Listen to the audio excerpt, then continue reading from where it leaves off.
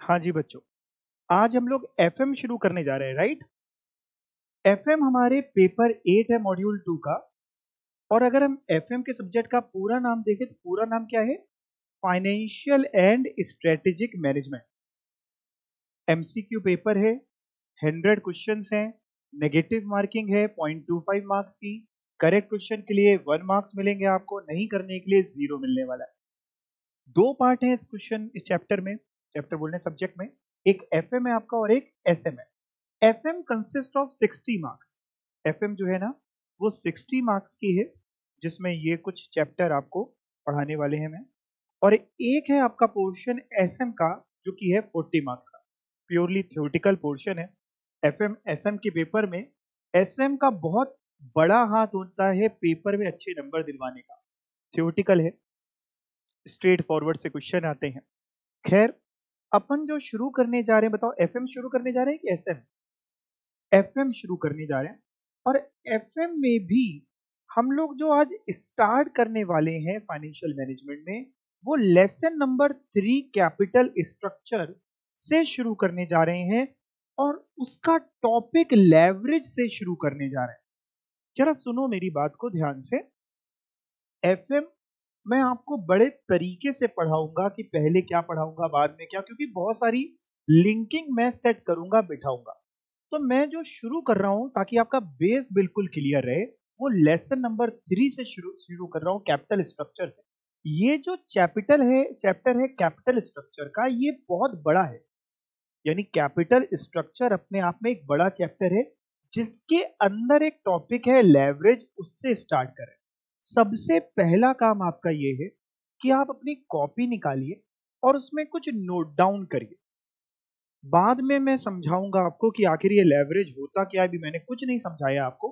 Copy जरा निकालो और कॉपी में 2 कॉलम बनाओ।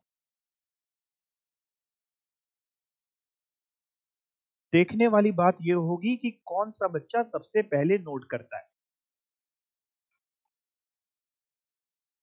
वैसे नोट करने की स्पीड आप लोगों की अच्छी रहती है, क्योंकि एग्जाम में बाई चांस अगर कोई दिखा भी रहा है, चीटिंग करा रहा है, तो 2 ही 4 मिनट के लिए कराने वाला है, फटाफट नोट कर लो।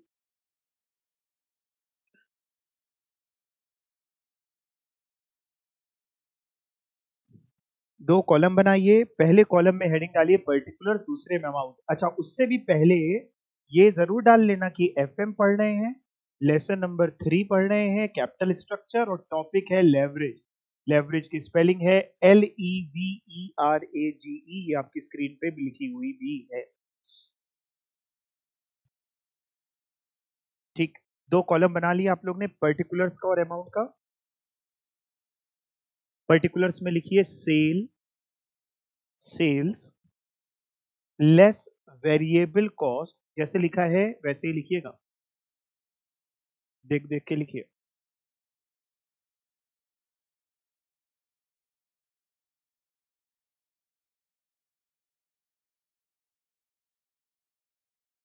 Sales less variable cost, contribution आया, less fix cost,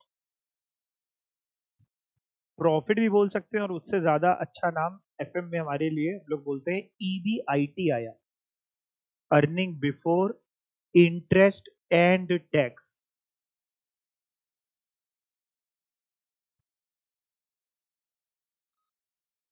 EBIT, EBIT में इंटरेस्ट माइनस करते हैं तो EBT आता है, अर्निंग बिफोर टैक्स। अमाउंट भी लिखते चलना, क्रॉस क्रॉस क्रॉस। और EBT में जब अपन टैक्स माइनस कर दें तो EAT आता है।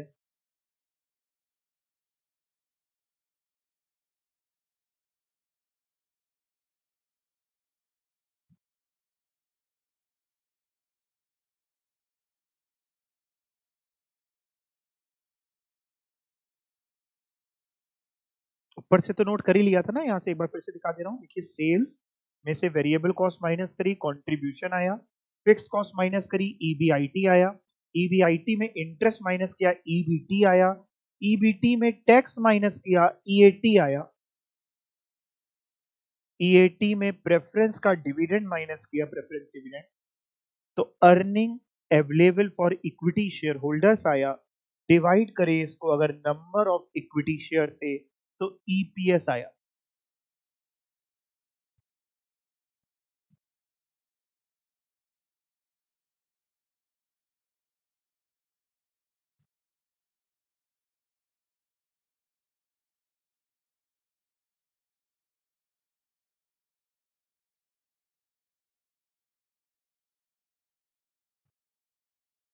डन, नोट कर लिया।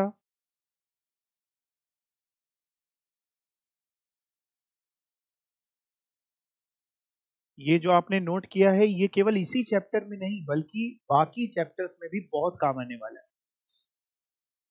अच्छा, अब देखते हैं कि आखिर नोट क्या किया, क्या लिखा हुआ था, एक बार जरा पढ़ते हैं। चलिए एक बार समझते हैं थोड़ा सा।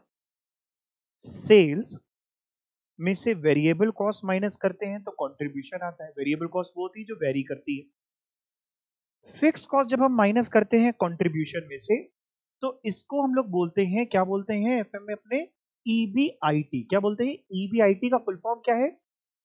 Earning before interest and tax. जब मैं कह रहा हूं earning before interest and tax तो इसका क्या मतलब है कि इंटरेस्ट और टैक्स माइनस हो चुका है अभी कि अभी नहीं हुआ है? Earning before interest and tax, अभी इंटरेस्ट और टैक्स का खर्चा माइनस किया नहीं गया, उससे पहले की earning.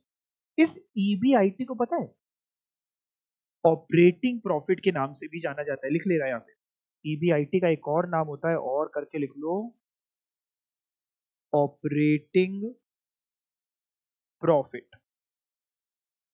Earning before interest and tax का एक और नाम होता है ऑपरेटिंग प्रॉफिट। उसमें से अपन जब माइनस करते हैं इंटरेस्ट, इंटरेस्ट किसको देते हैं हम? इंटरेस्ट हमारा क्यों खर्चा है, किसी को देना पड़ता है।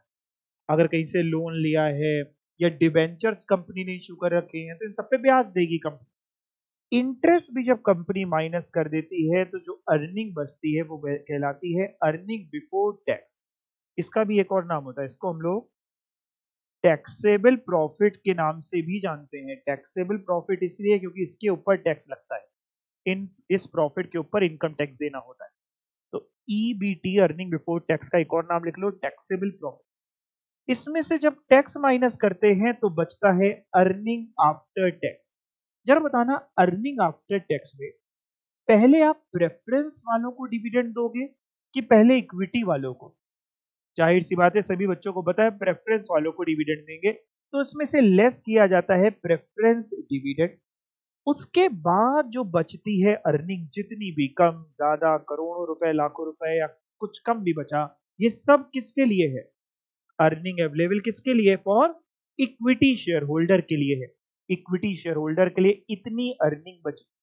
अगर कोई हमसे पूछ ले कि जरा बताइए कि एक अर्निंग पर शेयर कितनी है, अर्निंग पर शेयर का मतलब यही होता है कि एक शेयर के लिए हमने कितना कमाया, तो सिंपल सी बात है, total earning equity share holder की हमें दी है, उसको अगर हम डिवाइड कर दे नंबर ऑफ इक्विटी शेयर से तो क्या आ जाएगा? अर्निंग पर शेयर यानी ईपीएस आ जाएगा। एक आधे क्वेश्चन तो इसी पे हो सकता है आपको मिल जाए, हो सकता है क्या मिल ही जाते ईपीएस निकालने का। तो मैंने जानबूझ करके ये टेबल बिल्कुल डिटेल में बनाई है कि हर जगह जल्दी जल्दी काम आ जाएगी, एक ही बार समझना पड़ेगा, बाकी फिर आपको उसका फायदा मिलेगा। अच्छा, हो सकता है क्वेश्चन में प्रेफरेंस शेयर्स ना हो, केवल इक्विटी शेयर्स हो, ऐसा हो सकता है कि नहीं? हो सकता है। तो जब प्रेफरेंस शेयर्स नहीं होंगे तो प्रेफरेंस का डिविडेंड नहीं होगा, तो जब प्रेफरेंस का डिविडेंड नहीं होगा तो जो ईएटी आएगा, अर्निंग आफ्टर टैक्स, वो ही earning available for equity share holder हो जाएगा। जरा सोच के देखो, इस समय जो आपके सामने दिख रहा है, अगर मान लो ईएटी 1 लाख रुपीस का आया, प्रेफरेंस डिविडेंड है नहीं क्योंकि प्रेफरेंस शेयर्स नहीं है, प्रेफरेंस डिविडेंड 0, तो earning available for equity share holder is 1 lakh. तो यानी ईएटी जो होगा वो ही earning available for equity share holder हो जाएगा अगर प्रेफरेंस का डिविडेंड नहीं है। और फिर उसको अगर हम डिवाइड कर देंगे earning available for equity share holder को, किससे डिवाइड कर देंगे? नंबर ऑफ इक्विटी शेयर से, तो ईपीएस आ जाएगा। पहला काम तो आपका ये है कि 5 से 6 बार इसको पढ़ो और दिमाग में सेटल करो। अभी तक मैंने आपको लेवरेज का मतलब नहीं सिखाया, मैंने नहीं सिखाया मैं क्या पढ़ाने जा रहा हूँ। मैंने कहा पहले एक टेबल ही आपके दिमाग तक पहुंचा दी जाए। अब्राहम से 5-6 बार पढ़ लो इसको, अपने आप दिमाग में बैठ जाए।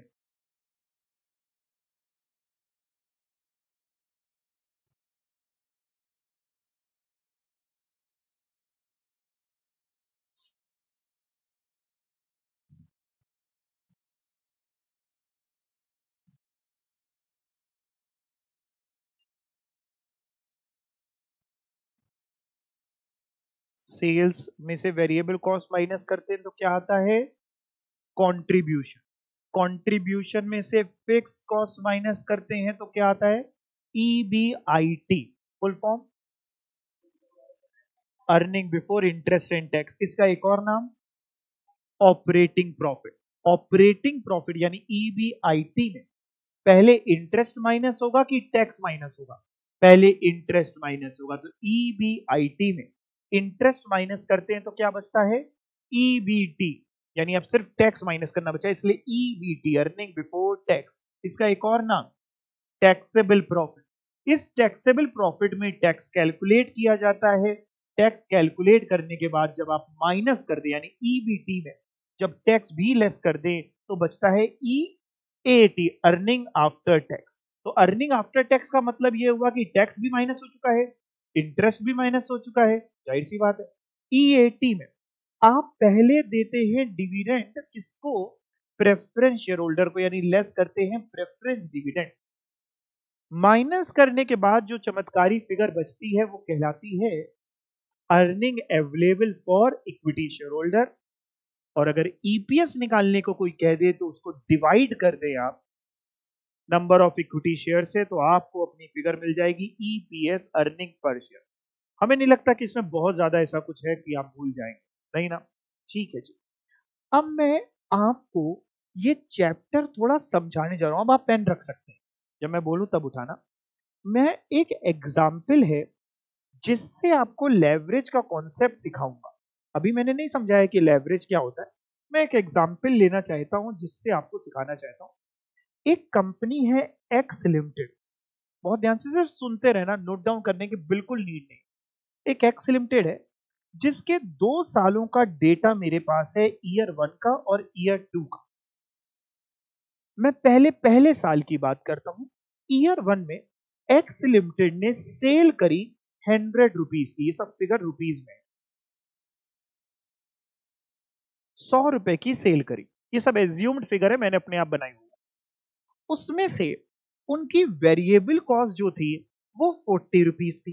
जरा था ना वेरिएबल कॉस्ट में क्या क्या जुड़ा होगा? जैसे direct material, direct labour, direct expense, variable overhead, यानी जितनी भी वेरिएबल कॉस्ट थी वो 40 रुपए की थी। कॉन्ट्रीब्यूशन इनका आया 100 में, जब 40 माइनस करेंगे तो कॉन्ट्रीब्यूशन कितने रुपए का आया? 60 रुपीज का कॉन्ट्रीब्यूशन आया। 20 रुपीज की इनकी फिक्स कॉस्ट थी तो इनका ईबीआईटी आया 40 रुपीज का। हालांकि ऊपर वाली टेबल तो बहुत बड़ी थी, बट मैंने समझाने के लिए इतना ही रखा, अभी इतना ही समझते हैं। सेल में अपन ने वेरिएबल कॉस्ट माइनस करी, कंट्रीब्यूशन आया, कंट्रीब्यूशन में फिक्स कॉस्ट माइनस करी, EBIT earning before interest and tax, जिसका एक और नाम है ऑपरेटिंग प्रॉफिट, ये आ गया।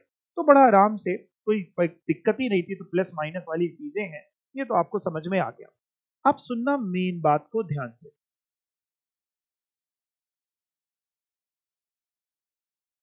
एक्स लिमिटेड ने क्या किया? अगले साल बहुत मेहनत करी। अगले साल इन्होंने पूरा जी जान लगा दिया कि हमें अपने बिजनेस को ग्रो करना है, हमें अपने बिजनेस को बढ़ाना है। बहुत मेहनत करी, जिस मेहनत की वजह से एक्स लिमिटेड कामयाब हो गई अपनी सेल को 2 गुना करने में, डबल करने में। यानी एक्स लिमिटेड ने अपनी मेहनत के दम पे अगले साल सेल 100 की 2 गुना 200 रुपए की सेल करी। अच्छी बात है, खराब बात है? जाहिर सी बात है अच्छी बात है। इससे बढ़िया क्या होगा? जस्ट डबल सेल करी, बड़ी मेहनत करी। चलो बताना, अगर सेल डबल करी, मेरी तरफ सभी बच्चे देखिएगा, अगर सेल डबल करी तो प्रॉफिट भी क्या होना चाहिए? जाहिर सी बात है डबल होना चाहिए। सेल डबल करी तो प्रॉफिट भी डबल होना चाहिए। अच्छा, एक बात और, अगर सेल बढ़ाते हैं, सेल डबल करने का मतलब है हमने क्वांटिटी बढ़ाई, सेलिंग प्राइस नहीं बढ़ाई, हम बोल रहे हैं क्वांटिटी। मतलब फॉर एग्जांपल, जैसे मैं पहले मान लेते हैं ये पेन बेचता था 1 रुपए का, एक पेन बेचता था, 100 पेन बेचता था, 100 पेन सेल करता था, 100 यूनिट्स, 1 रुपीज पर पेन का, तो 100 रुपीज की सेल थी। अब मैं 200 रुपीज के पेन बेचता हूं, तो यानी मैं 200 यूनिट बेचता हूं, हर एक पेन 1 रुपए का। अगर सेल बढ़ती है यानी क्वांटिटी बढ़ा रहा हूं, तो वेरिएबल कॉस्ट सेम रहेगी कि वो भी बढ़ेगी? इन टोटल बढ़ेगी कि सेम रहने वाली? बढ़ेगी। अगर 100 पेन बनाने में पहले, जैसा कि दिया यहाँ एग्जाम्पल, 40 रुपीज की रॉ मटेरियल, लेबर और भी वेरिएबल खर्चे लगते थे, तो अगर 200 पेन बनाएंगे, 200 पेन बनाएंगे, एक पेन 1 रुपए का बिक रहा है, 200 पेन बनाएंगे, तो वेरिएबल कॉस्ट कितनी लगेगी? आपको क्या लगता है? डबल हो जाएगी, वो भी डबल हो जाएगी। यानी मैंने अगले साल का डेटा लिया और बहुत ध्यान से काम किया कि अगर सेल डबल हुई तो वेरिएबल कॉस्ट भी डबल हो जाएगी, 80 हो जाएगी। कंट्रीब्यूशन 200 में 80 जाएगा, 120 बचेगा। बात आती है फिक्स कॉस्ट। पहले साल मेरी फिक्स कॉस्ट थी 20। जब हम 100 यूनिट्स पेन की बना करके बेचते थे तो 20 रुपीज की, 20 रुपए की फिक्स कॉस्ट आती थी। दूसरे साल 200 अगर हम बेच रहे हैं, फिक्स कॉस्ट डबल हो जाएगी। हाँ, फिक्स कॉस्ट जब सेल डबल हुई, वेरिएबल कॉस्ट डबल हुई। दुनिया दुगने तेजी से भाग रही है, तो फिक्स कॉस्ट भी तो डबल हो जाएगी। नहीं, फिक्स कॉस्ट होती वही है जो डबल नहीं होती, यानी वो चेंज नहीं होती, वो अकॉर्डिंग टू आउटपुट चेंज नहीं होती, वो तो फिक्स रहती है। आप 100 पेन बनाएंगे तो भी 20 रुपीज की फिक्स कॉस्ट, 200 पेन बनाएंगे तो भी 20 रुपीज की फिक्स कॉस्ट, यानी दूसरे साल भी 20 रुपीज की ही फिक्स कॉस्ट रही। तो मेरा ईबीआईटी जो आया, जो मैंने माइनस किया कंट्रीब्यूशन में फिक्स कॉस्ट, तो मेरा ईबीआईटी 120 में 20 गया, 100 रुपीज का मेरा ईबीआईटी आया। जरा ध्यान से देखना, पहले मेरा ईबीआईटी 40 रुपीज का था, अब मेरा 100 का आया। क्या डबल हुआ? 40 का डबल तो होता है 80। सेल तो डबल हुई थी, 100 की हुई थी 200, वो तो डबल हुई थी, लेकिन ये डबल नहीं हुआ है। 40 से 80 नहीं हुआ, 40 का 80 नहीं हुआ, बल्कि 100 हुआ। मैं बहुत देर से, पता है आप लोग जब आए नहीं थे, मैं 50 साल से यही सोच रहा हूँ, ऐसा हुआ तो हुआ क्यों? ये 100 का 200 हुआ, लेकिन वो 40 का 80 क्यों नहीं हुआ, 40 का 80 क्यों नहीं हुआ, वो 40 का 100 कैसे हो गया? क्योंकि भाई बात ये थी कि फिक्स कॉस्ट तो फिक्स्ड थी, वो तो उस प्रपोर्शन में नहीं इंक्रीज हुई, तो अल्टीमेटली ईबीआईटी ज्यादा इंक्रीज हुआ, दुगने से भी ज्यादा इंक्रीज हुआ। हमने सेल तो 2 गुनी करी, लेकिन ईबीआईटी 2 गुने से भी ज्यादा बढ़ा। यानी ये वही बात हो गई कि हम तो 2 कदम बढ़ा रहे थे, भगवान ने और धक्का दे के कहा कि तुम 2 कदम की मेहनत कर रहे हो, हम रिजल्ट तुमको 3 कदम का देंगे। हमने थोड़ा बढ़ाए, भगवान और चल रहा है आगे। अच्छा, एक और कंपनी है मेरे पास, बाद में ऊपर दोबारा भी जाऊंगा। एक और कंपनी है वाई लिमिटेड, इसका भी 2 साल का मेरे पास डेटा है। पहले साल का देखते हैं। पहले साल 100 रुपए की सेल थी, वेरिएबल कॉस्ट 50 की थी, सारी एज्यूम फिगर है मेरी, और कंट्रीब्यूशन 50 का था। फिक्स कॉस्ट थी नहीं इनके यहाँ, जीरो, इन्होंने केवल अपने यहाँ वेरिएबल प्रोडक्शन कॉस्ट लगा रखी है, फिक्स नहीं लगा रखी है। तो इनका ईबीआईटी कितना आएगा बेटा, बताना? 50। इन्होंने भी अगले साल बहुत मेहनत करी, और इन्होंने भी अपनी सेल को 2 गुना कर लिया, 100 का 200 कर लिया। अगर सेल को 2 गुना कर लिया, तो वेरिएबल कॉस्ट चेंज होगी कि नहीं होगी? होगी, जाहिर सी बात है, 50 थी तो 100 हो गई। कंट्रीब्यूशन कितना आएगा? 200 में 100 गया तो कितना बचा बेटा? 100 रुपीज का कंट्रीब्यूशन आ गया। ये फिक्स कॉस्ट थी नहीं, जीरो, तो ईबीआईटी आया 100 का। अब अगर आप इस कंपनी को ध्यान से देखेंगे, तो इस कंपनी ने सेल करी थी 2 गुनी, यानी 100 की जस्ट डबल, 100 की डबल, और इसका ईबीआईटी भी हुआ जस्ट डबल, 50 का 100। मैं अगेन फिर नहीं समझ पा रहा हूं कि ऐसा इसके साथ ऐसा क्यों हुआ। वाई लिमिटेड बड़ी परेशान है। वाई लिमिटेड कह रही है कि देखो भाई, हमने एक्स लिमिटेड जितनी ही मेहनत हमने भी करी, उसने भी अपनी सेल को 100 रुपए से 200 रुपए किया था, हमने भी अपनी सेल को 100 रुपए से 200 रुपए किया, बट भगवान फल उसको ज्यादा दे रहा है, हमको कम दे रहा है। ऐसा डिस्क्रिमिनेशन क्यों है? आप आंसर दे रहे थे, बताइए। क्योंकि वाई लिमिटेड में फिक्स कॉस्ट नहीं है। अच्छा, एक्स लिमिटेड में फिक्स कॉस्ट थी, जिसकी वजह से एक्स लिमिटेड थोड़ा बढ़ा और रिजल्ट ज्यादा बढ़ा हुआ दिखा। रिजल्ट मैग्नीफाइंग इफेक्ट में दिखा। मैग्नीफाइंग मतलब मल्टीप्लाइंग इफेक्ट में। सेल बढ़ी 2 गुना, लेकिन एबीआईटी 2 गुने से भी ज्यादा बढ़ा। इसको कहते हैं magnifying effect, multiplying effect. But why limited में एग्जैक्टली उतना ही काम हुआ, जितनी मेहनत थी उतना ही रिजल्ट मिला। सेल 2 गुना बढ़ी तो ईबीआईटी भी 2 गुना बढ़ा। और कारण आपने सही बताया है, इसमें कोई दिक्कत ऐसी नहीं है। कारण आपने फिक्स कॉस्ट बताई है, इसमें कोई गलती नहीं। तो एक बात और बता देना, इतना बता ही दिया है तो जरा बताना, ये जो दो कंपनियां आपके सामने हैं, इसमें से ज्यादा अच्छी कंपनी कौन सी है? एक्स और वाई। एक्स वाले कितने हैं? आंसर देते रहो, गलती होगा, इससे ज्यादा जीवन में क्या हो जाएगा। और वाई वाले कितने हैं? इधर से कोई आंसर नहीं आया। नहीं, सत्संग नहीं सुनने हैं अपन। अपन को आंसर देना है। एक्स लिमिटेड वाले कितने हैं और वाई लिमिटेड वाले कितने हैं? अच्छा, क्वेश्चन सभी ने सुन लिया था ना? क्वेश्चन क्या था? कौन सी कंपनी बेटर है दोनों में? देखिए, जाहिर सी बात है, एक्स लिमिटेड बेटर दिखाई देती हुई। क्यों बेटर दिख रही है? क्योंकि उसने अपनी सेल बढ़ाई, बट उसका ईबीआईटी उससे भी ज्यादा बढ़ा। मैं एक स्टेटमेंट बोल रहा हूं, आप बताना सही है कि नहीं। ऐसा जो एक्स लिमिटेड में हुआ, वो बिकॉज ऑफ फिक्स कॉस्ट हुआ। सही है कि नहीं? बिल्कुल सही है। एक और स्टेटमेंट बोल रहा हूं, फिर बताना सही है कि नहीं। इससे मैं इस नतीजे पे पहुंचा कि जितनी ज्यादा फिक्स कॉस्ट होगी, उतना अच्छा होगा। क्योंकि सेल बढ़ाएंगे तो फिक्स कॉस्ट बढ़ेगी नहीं, और अल्टीमेटली प्रॉफिट बढ़ेगा। जितनी ज्यादा फिक्स कॉस्ट, उतना बेटर। नहीं, बच्चे मना कर रहे हैं। हाँ, कोई एक बच्चा हाँ भी कह रहा है, ठीक है। अच्छा, इसको जरा घुमा देते, वाइस वर्सा। जितनी कम फिक्स कॉस्ट, उतना बेटर। हाँ कि ना?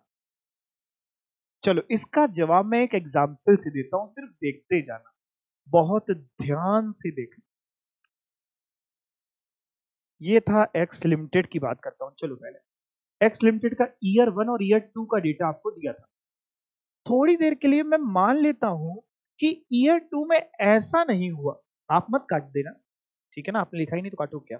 खैर, ईयर 2 में ऐसा नहीं हुआ जो मैं बता रहा हूं वो हुआ। ईयर 2 में क्या हुआ? मान लो दुनिया में कोविड आ गया था, और कोविड की वजह से सबकी सेल गिरी, तो इनकी भी सेल गिरी। एक्स लिमिटेड की सेल ईयर 2 में गिर गई और आधी हो गई। ईयर 1 के कंपैरिजन में आधी हो गई। यानी सेल पहले 100 थी, तो अब कितनी हो गई बेटा? 50। वेरिएबल कॉस्ट चेंज होगी कि 40 रुपीज ही रहेगी? चेंज होगी, जाहिर सी बात है। अब आधा प्रोडक्ट बना के बेचोगे, पहले 100 बनाते थे, अब 50 बनाओगे, तो वेरिएबल भी कम लगेगी ना। यानी 40 की हुई 20 रुपीज की। तो इनका कॉन्ट्रीब्यूशन आया 30 रुपीज का। फिक्स कॉस्ट सेम ही रहेगी, 20 रुपीज की। ईबीआईटी 10। अब ध्यान से देखना, तो सेल 100 की आधी हुई 50। ईबीआईटी क्या 40 का आधा हुआ? आधे से भी कम हो गया। यही बात अगर वाई लिमिटेड में करें, क्योंकि कोविड तो सभी के लिए आया था दुनिया में। ठीक है भाई, ईयर 2 में मान लेते हैं ये नहीं हुआ, थोड़ी देर के लिए इनकी भी सेल आधी हो गई 50। तो वेरिएबल कॉस्ट हो जाएगी 25, आधी हो जाएगी। कंट्रीब्यूशन 25, फिक्स कॉस्ट थी नहीं, तो ये हो जाएगा 25।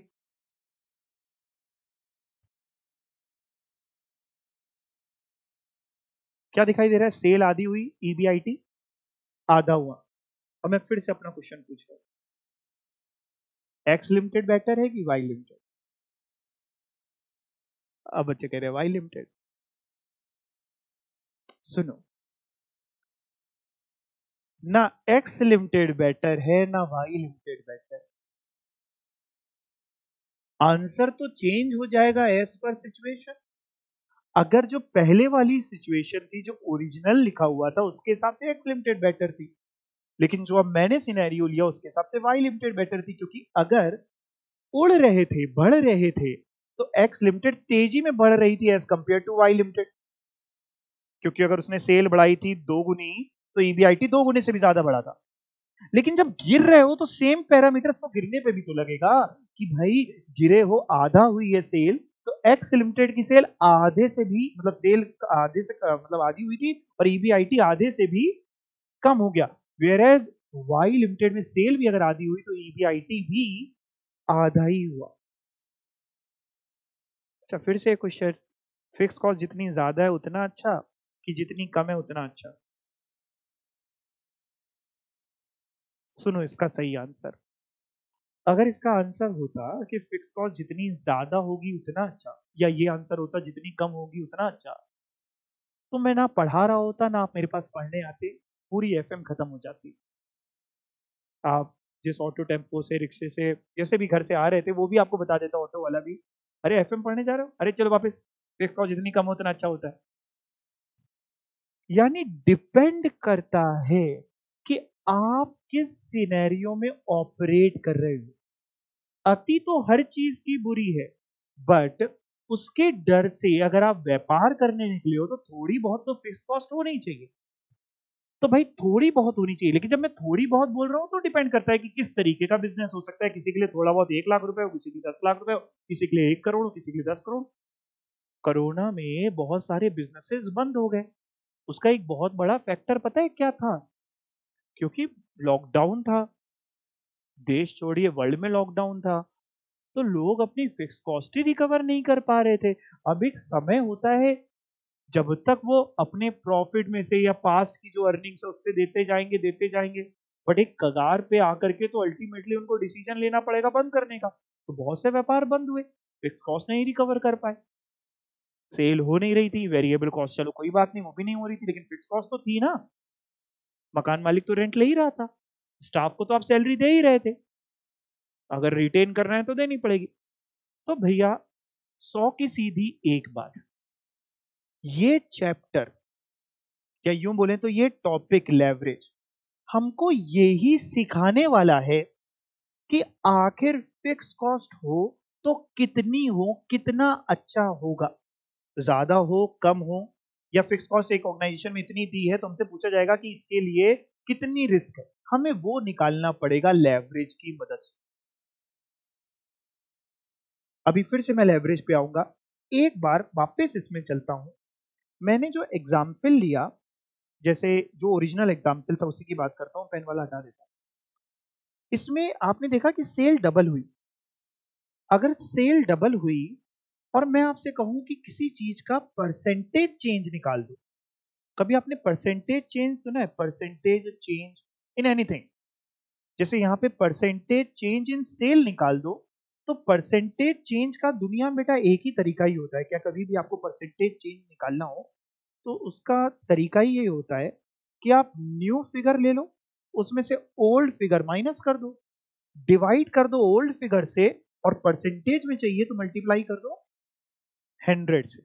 तो मैंने यहाँ पे क्या किया, मैंने ना परसेंटेज चेंज निकाला सेल में, ये देखना नीचे वाला, ये परसेंटेज चेंज इन सेल निकाला, जिसका तरीका तो ये था कि मैंने फॉर्मूला लगाया change in sale. Change in sale का मतलब difference in sale, that means new sale minus old sale. Change in sale means new sale minus old sale, divide किया है ओल्ड सेल से और मल्टीप्लाई कर रखा है 100 से। यानी अगर इस क्वेश्चन में देखें, न्यू सेल कितनी है बेटा? 200। ओल्ड सेल कितनी है? 100। New sale minus old sale, 200 minus 100, 100 divide by old sale 100। देखिए फॉर्मूला लगा रहे, न्यू सेल है आपकी 200 minus old sale 100 divide by old sale 100, और परसेंटेज में चाहिए 100, तो इनटू 100 करना पड़ेगा, मतलब तो कितना आएगा? 100% आएगा। सेम चीज मैंने यहां लिखी हुई है कि परसेंटेज चेंज इन सेल 100% आया, जाहिर सी बात है 2 गुना किया यानी 100% बढ़ाया। सेम चीज अगर मैं ईबीआईटी के ऊपर अप्लाई करके निकालना चाहूं कि आखिर परसेंटेज चेंज इन ईबीआईटी कितना हुआ, तो न्यू ईबीआईटी है 100 रुपीज का, ओल्ड ईबीआईटी है 40 रुपीज का। जरा कराना, 100 माइनस 40 डिवाइड बाई 40, 40 इंटू 100, निकालो जरा। कैलकुलेटर का यूज आप कर सकते हैं, एग्जाम में अलाउड है। हमें आपकी मैथ्स बिल्कुल नहीं टेस्ट करनी है, हमें बिल्कुल शक नहीं, यकीन है कि आपको आती है, ठीक है ना। आप कैलकुलेटर का यूज कर सकते हैं। जाहिर सी बात है, हो जाएगा 60/40 इंटू 100 दैट इज 150। 150% ईबीआईटी में चेंज आया है। सेल में तो केवल 100% चेंज आया है, जबकि ईबीआईटी में 150% चेंज आया है। ये वाला एक्स लिमिटेड वाला जो एग्जाम्पल था उसकी बात मैं कर रहा हूं, ये आपके सामने है। और ये हुआ केवल और केवल एक ही कारण था। क्या कारण था, आपने बताया था फिक्स कॉस्ट। वाई लिमिटेड में सेम चीज को अगर मैं आपसे कहूं निकालने के लिए, तो जरा परसेंटेज चेंज इन सेल निकालना होगा, तो कैसे निकालोगे वाई लिमिटेड में, सेम तरीके से new minus old divide by old into 100, यानी 200 माइनस 100 अपॉन 100 इंटू 100, कितना बचेगा 100%। ये आया आपका 100%। परसेंटेज चेंज इन ईबीआईटी निकालना हो तो अगेन आप न्यू, फॉर्मूला तो वही रहने वाला है, new minus old upon old into 100, 100 minus 50, 50 बचा, अपॉन 100 और ऊपर इंटू 100, 100 100 कट जाएगा, कितना बचेगा 100 minus 50 upon 50, sorry 100 minus 50 upon old figure 50 into 100, कितना आएगा 100%। यानी यहाँ पे कोई मैग्नीफाइंग इफेक्ट नहीं दिखाई दिया, यहाँ पे सेल भी 100% बढ़ी तो ईबीआईटी भी 100% बढ़ा, बट यहाँ पे मैग्नीफाइंग इफेक्ट दिखाई दिया था, सेल 100% बढ़ी थी तो ईबीआईटी बढ़ा था 150% से। ये बात समझ में आई। अब समझो लेवरेज का मतलब क्या होता है। सुनना, लेवरेज वर्ड ड्राइव्ड हुआ है लीवर से। वो लीवर नहीं, अपने वाला लीवर नहीं। लीवर मींस गियर, सुना है आपने, लीवर वहीं से गियर। जैसे कभी आप अगर गाड़ी चलाएं तो उसमें गियर होता है। गियर का काम क्या होता है, कोई बच्चा बता सकता है। गियर का काम कर, गियर चेंज करते हैं गियर का काम होता है कि जब आपको अपना स्पीड बढ़ानी हो, हाईवे पे चल रहे स्पीड बढ़ानी है, तो आप गियर बढ़ाते हैं। गियर बढ़ाने से क्या होता है, मान लीजिए आप कार चला रहे हैं, फिफ्थ गियर पे चला रहे हैं, तो आप एक्सीलेटर कम दबाते हैं और गाड़ी ज्यादा तेजी में भागती है, मतलब आपके एफर्ट्स कम लगते हैं तो गाड़ी तेजी में भागती है। वहीं अगर सेकंड गियर पे अगर आप 100 की स्पीड पे चलाना चाहो तो दिक्कत आएगी आपको। तो गियर का काम ये होता है कि गियर आपको एक्सेलरेशन देता है, गियर आपकी स्पीड तेज करता है। सेम तरीके से एफएम में लेवरेज का मतलब होता है एक तरीके की पावर, एक तरीके का इन्फ्लुएंस। क्या लेवरेज क्या होता है, लेवरेज इज अ, किसी के पास कोई पावर है, पावर है, कोई इन्फ्लुएंस है। किस चीज का इन्फ्लुएंस, फिक्स कॉस्ट का इन्फ्लुएंस। हमेशा लेवरेज जरूरी नहीं है कि एडवांटेज साबित हो, कई बार लेवरेज डिसएडवांटेज भी हो जाता है। एडवांटेज भी हो सकता है, डिसएडवांटेज भी हो सकता है। जैसे एक्स लिमिटेड के केस में मैंने आपको दिखाया कि जब सेल गिरी तो एक्स लिमिटेड की सेल तो आधी हुई, लेकिन ईबीआईटी आधे से भी कम हो गया, आधे से भी ज्यादा गिरा, मतलब आधे से भी कम हो गया। लेवरेज का मतलब एफएम वर्ल्ड में अगर बिल्कुल सिंपल वर्ड्स में बोलूं तो उसका मतलब है फिक्स कॉस्ट को कैसे आप यूज कर रहे हैं, फिक्स कॉस्ट को कैसे इन्फ्लुएंस कर रहे हैं अपने प्रॉफिट में चेंज लाने के लिए, या आपके यहां कितनी फिक्स कॉस्ट लगी है, जो एडवांटेज भी हो सकती है, डिसएडवांटेज भी हो सकती है। यही फिक्स कॉस्ट जो आमतौर पे लोगों के लिए एडवांटेज रहती थी, मैंने आपको बताया कोविड काल में लोगों के लिए डिसएडवांटेज साबित हो गई। आमतौर पे लोगों के लिए एडवांटेज इसलिए रहती थी कि जब आप अपना आउटपुट बढ़ा रहे थे तो फिक्स कॉस्ट उतनी तेजी में नहीं बढ़ती थी, फिक्स कॉस्ट तो सेम रहती थी। सेल बढ़ती थी, कंट्रीब्यूशन बढ़ता था, फिक्स कॉस्ट नहीं बढ़ती थी तो अल्टीमेटली प्रॉफिट बढ़ता था, तो एडवांटेज था। बट कोविड काल में डिसएडवांटेज इसलिए हुआ, सेल हो नहीं पाई, कंट्रीब्यूशन हो नहीं पाया और फिक्स कॉस्ट चेंज हुई नहीं, वो टस से मस नहीं हुई, तो कंट्रीब्यूशन उतना भी नहीं हो पाया कि आप फिक्स कॉस्ट को मीट कर पाते, तो अल्टीमेटली लॉस होने लगे। और जब लॉस होता है तो थोड़े टाइम तक ही कोई सरवाइव कर सकता है, बहुत ज्यादा टाइम तक तो कोई नहीं सरवाइव कर सकता। यहां तक बात आपकी थोड़ी थोड़ी समझ में आई? अच्छा, मजेदार बात बताऊं तो अभी मैंने ये चैप्टर शुरू ही नहीं किया, अभी तो मैं सिर्फ आपको समझाने की कोशिश कर रहा था। अब आप अपनी बुक खोलिए, लेसन थ्री में ढूंढिए ये टॉपिक, क्योंकि स्टार्टिंग में नहीं मिलेगा। यहां से अपन शुरू करने वाले हैं आज measures of operating and financial leverage, यानी बहुत दिमाग से हम लोग पढ़ने वाले हैं एफएम को। ढूंढो, देखो कहां मिलता है।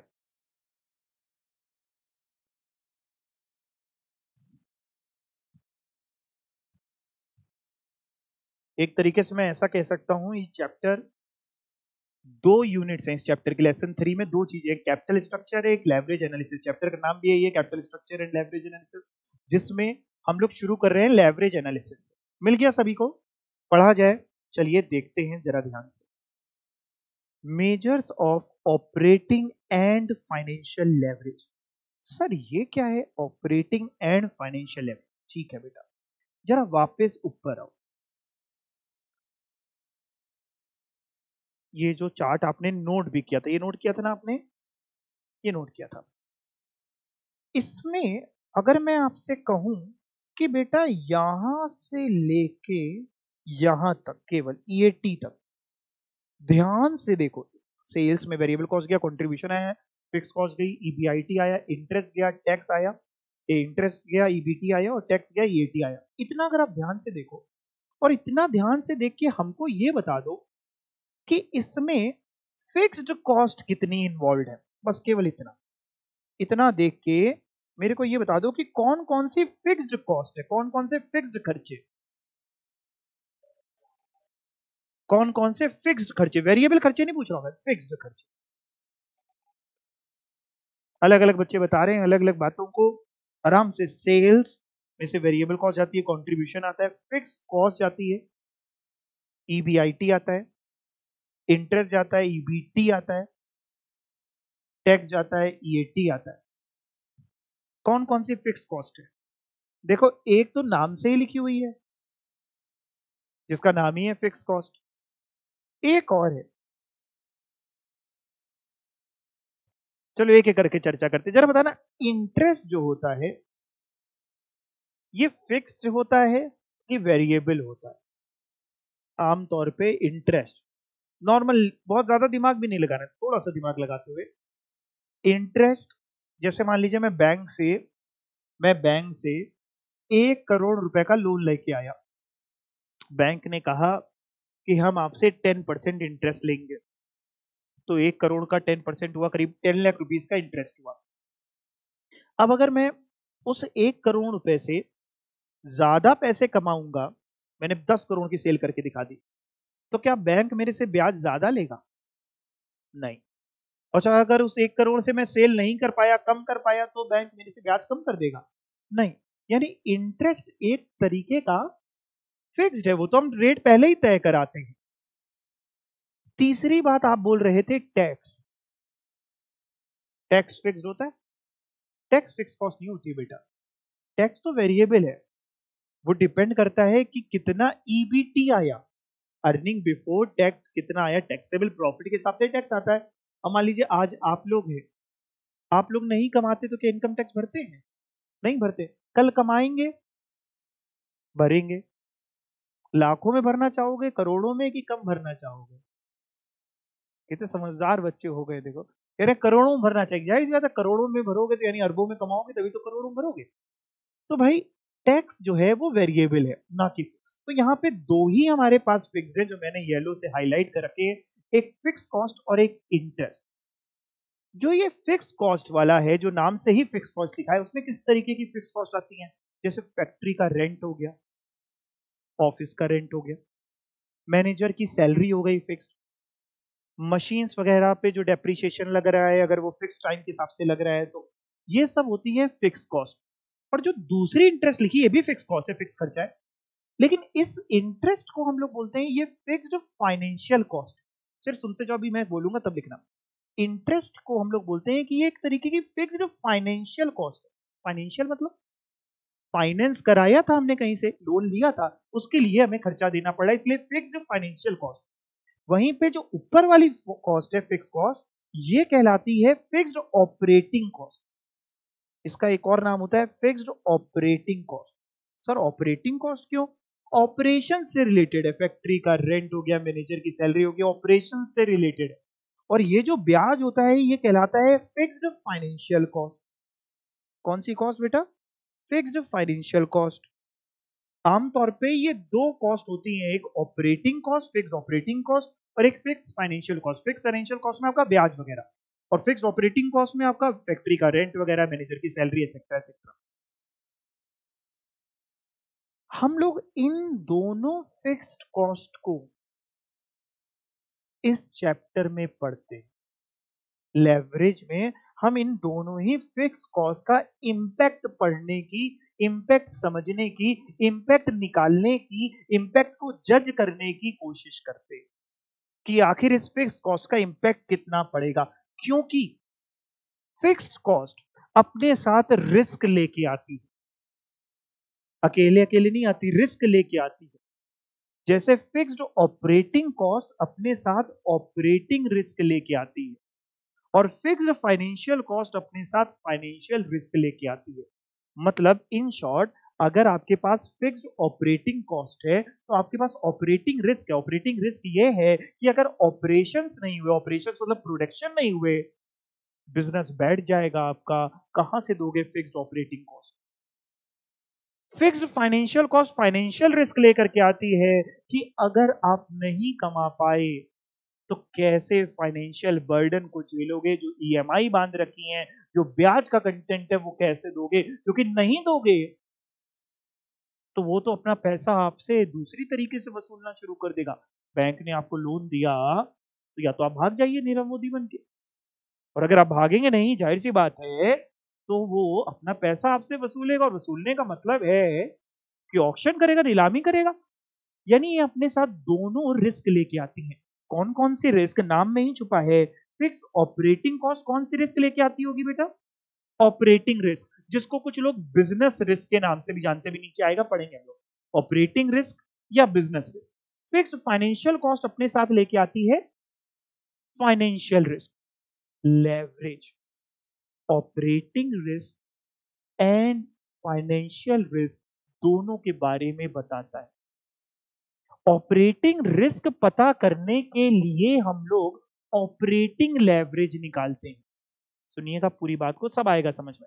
ऑपरेटिंग रिस्क निकालने के लिए हम लोग ऑपरेटिंग लेवरेज निकालते हैं, उससे पता चल जाता है कि ऑपरेटिंग रिस्क कितनी। ऐसे ही बताना, अगर तुक्का मारो तो फाइनेंशियल रिस्क निकालने के लिए कौन सा लेवरेज निकालते होंगे? फाइनेंशियल लेवरेज निकालते होंगे।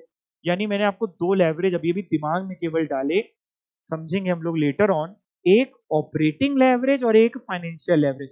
Operating leverage consist of operating fix cost, financial leverage consist of financial fix cost. ये दो लेवरेज।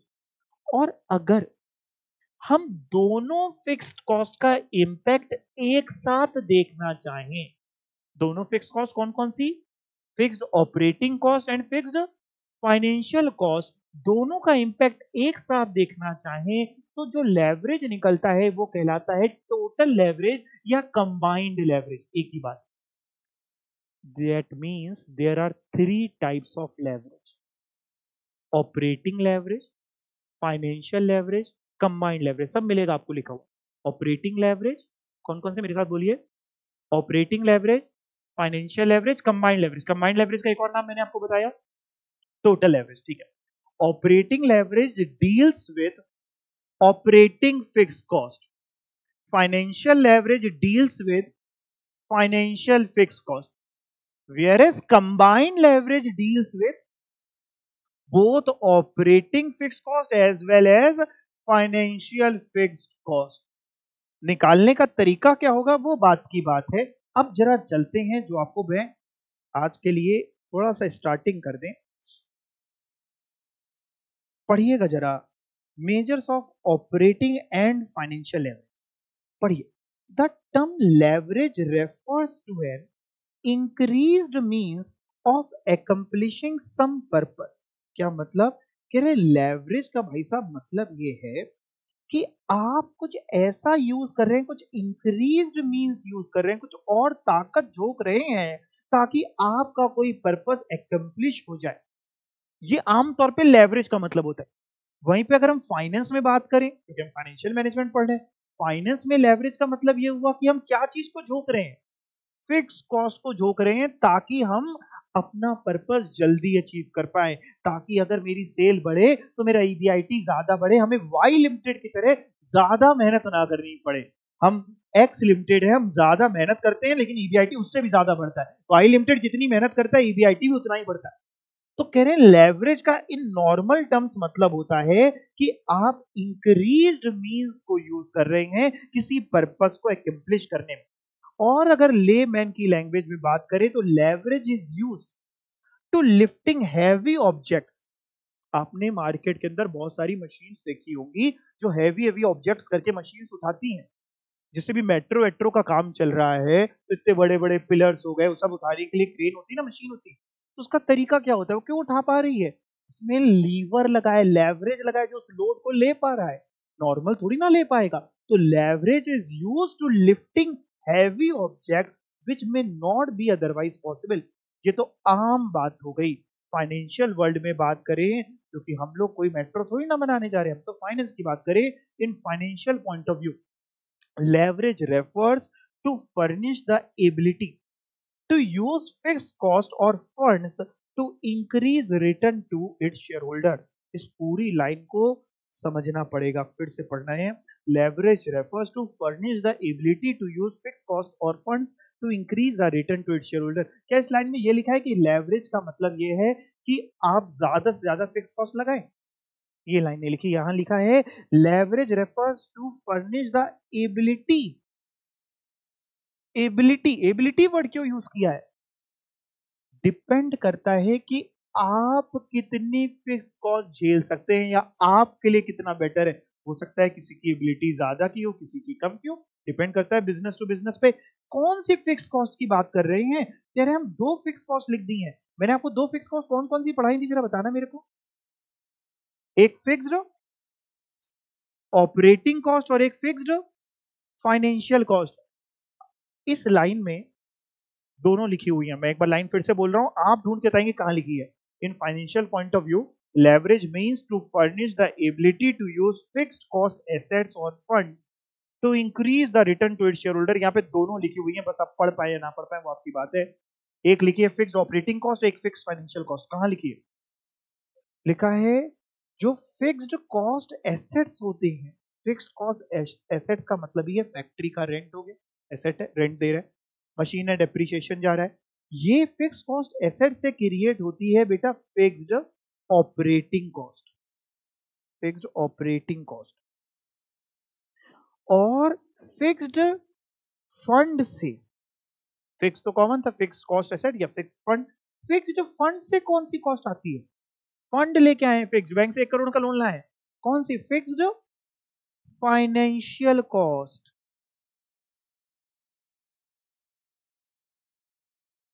कह रहे लेवरेज रेफर्स टू फर्निश कि आप कितनी एबिलिटी रखते हैं, कैसे यूज कर रहे हैं सही तरीके से अपनी फिक्स ऑपरेटिंग कॉस्ट को, फिक्स फाइनेंशियल कॉस्ट को। क्यों? हमारा अल्टीमेट एम क्या है? To increase return to its share holder. Shareholder का रिटर्न को इंक्रीज करना। जरा बताना शेयर होल्डर का रिटर्न कैसे बढ़ने वाला है? मैंने आपको कॉपी में नोट भी कराया ये चीज, लेकिन इससे मेरे को नहीं समझ में आया कि अगर मैं सही तरीके से फिक्स्ड फाइनेंशियल कॉस्ट को यूज करूं या फिक्स्ड ऑपरेटिंग कॉस्ट को यूज करूं या दोनों को यूज करूं तो हमारा ईपीएस कैसे बढ़ने वाला है, ये नहीं समझ में आ रहा है मेरे को। इतना समझ में आ रहा है कि अगर मैं फिक्स्ड ऑपरेटिंग कॉस्ट को सही से यूज करूंगा तो मेरा ईबीआईटी बढ़ेगा। ईबीआईटी बढ़ेगा, एक्स लिमिटेड में हमने देखा भी था। और ऐसे ही मान लें अगर कि हम इंटरेस्ट को सही से यूज करेंगे तो ईबीटी भी बढ़ेगा। बट ये नहीं समझ में आ रहा है कि उससे इक्विटी वालों को इंपैक्ट क्या पड़ेगा। सब लिंक्ड ही तो है बेटा। ईबीआईटी ज्यादा होगा तो ईबीटी भी ज्यादा बचेगा, ईबीटी ज्यादा होगा ईएटी ज्यादा बचेगा, ईएटी ज्यादा होगा, इक्विटी वालों की अर्निंग ज्यादा बचेगी क्योंकि प्रेफरेंस का डिविडेंड भी फिक्स होता है, तो ईपीएस भी बढ़ेगा। किसी भी ऑर्गेनाइजेशन का अल्टीमेट गोल क्या होता है, कोई भी कंपनी का अल्टीमेटली ऑब्जेक्ट क्या होता है? To increase return of its share holder, that is equity share holder का रिटर्न को इंक्रीज करना। फाइनेंशियल मैनेजमेंट इसीलिए ही है फाइनेंशियल मैनेजमेंट जो सब्जेक्ट का नाम है एफएम, वो है ही यही, अगर उससे नाम समझे तो फाइनेंस को मैनेज करना। देखिए दुनिया में पैसा कमाना एक चीज होती है और पैसे को मैनेज करना दूसरी चीज होती है। जैसे अपने ही बात कर ले, अपने ही सब जितने बैठे हैं, ऐसा तो है नहीं कि सब बड़ा बहुत ज्यादा रिच फैमिली से आते हैं, सब हर तरीके की फैमिली से आते हैं। उसी में ही हो सकता है किसी के घर में इनकम 1 लाख की हो, किसी की 50,000 हो, किसी की 20,000, किसी की 10,000, एज द केस में भी। बट उतने में मम्मी या जो भी घर का सदस्य कर रहा है, उनके अंदर ये कला होती है कि वो मैनेज कर ले जाते हैं। भले उन्होंने एफएम ना पढ़ी भी हो, लेकिन यही है, वही है फाइनेंशियल मैनेजमेंट, कि उनको पता है इतने ही पैसों में काम करना है। वहीं बिजनेस में आ जाए सेम तरीके से फाइनेंशियल मैनेजमेंट को, तो हमारे पास पैसा सीमित है। हमारे पास कोई भी बिजनेस कर रहे हैं तो पैसा असीमित थोड़ी ना कि अरबों रुपए हमारे पास है, लगाते चले जाओ, इन्वेस्टमेंट करते जाओ। पैसा सीमित है।